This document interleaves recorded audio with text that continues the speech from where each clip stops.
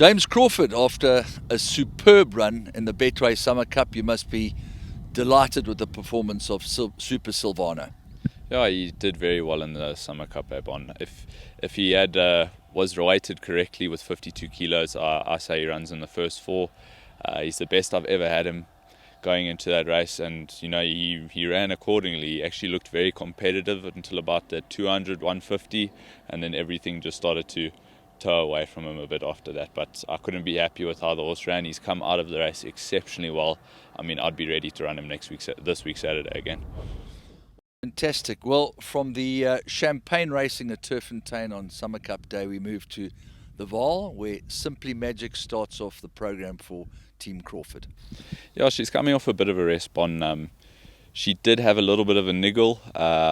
She actually took quite some time to come right, but I've got her into a very good space now. I do believe that she might just need the start, but it's a filly that's always going to run to the best of her ability on the day.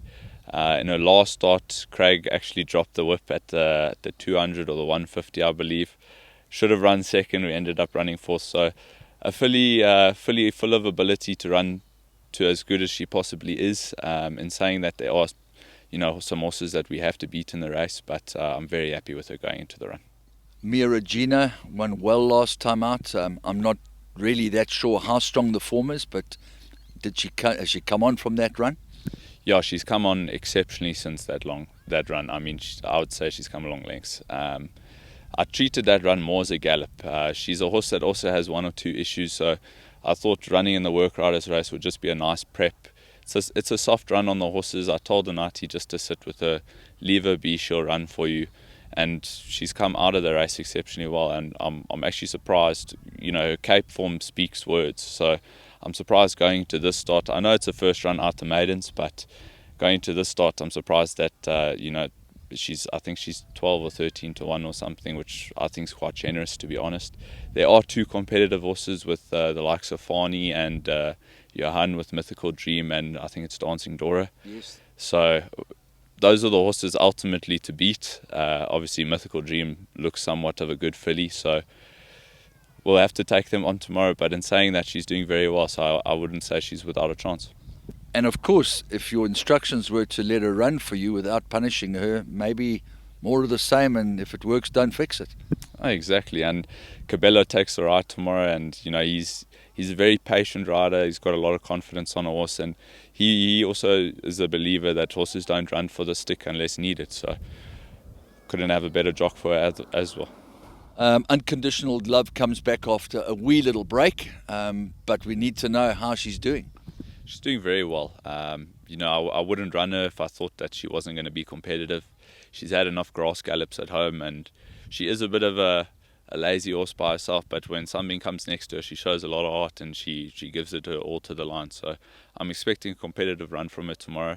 It is a tough field with the likes of Johan's horse Marani, and I think there's another horse there, 33 to 1 or something. I'm not sure. I can't remember the name now. But two competitive horses in the race. We do have to beat that. We don't have the greatest draw, but in saying that, it is a small field, so anything can happen. Chasing Mavericks finds himself in a very, very wide open contest, and got to have some kind of a prayer. Yeah, I gave him a bit of a rest after his last start. He was doing very well, but he was a horse that was constantly getting run, so I thought a little bit of time off wouldn't hurt him. He's doing very well at home since he's come back, and he's progressed with each gallop and each piece of sand work, and I think he's actually going to run very well fresh. He is drawn 4, which I think suits us to the T. He's a horse that likes to run off the speed, so if Randall can place him well tomorrow, I'd definitely say he's a horse that you've got to watch. What you see is what you get on the last performance with Turpitz, being beaten by a horse that we discussed off air was probably slightly better on the day, but he can certainly go one better now. Yeah, I also believe that maybe the miles are a little bit too far for him. He was travelling very well till about the 100, and then he just stayed on from there. So I think the drop back in distance to the 1500 is going to suit him to the T tomorrow. We've got a good draw. We do have a heavy weight on our back, carrying 62 kilos, and I think what does play into our hands is that there isn't a large gap between top weight to what majority of the field's carrying. I mean, we're carrying 62, and I think majority of the field barring one horse is carrying 58 or 58.5 kilos. So there isn't much spread between most of the horses, which I think is going to, I think it's going to play into our hands tomorrow. So he's doing very well. I think the drop in distance will suit him. Big weight to overcome, but also not going without a chance.